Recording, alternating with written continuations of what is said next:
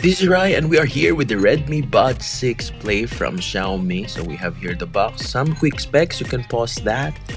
And let's go straight to the unboxing. You have there the user manual. And of course we have here also the extra ear tips for you. So we can use that for different sizes of ear. So basically that's it, the ear tips, the manual, and the unit itself. Let's proceed to the earbuds. Here is the Redmi Buds 6 Play. So it comes in this curved square type case. Of course, that is a USB Type-C port we have there, and the Redmi logo at the top. And let's try to open this one. This is in white color, and take a look at that. Very simple, straight to the point.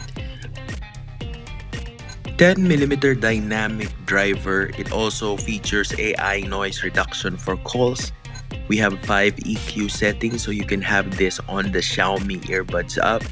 And it's up to 36 hours long battery life. Of course, that's with the charging case.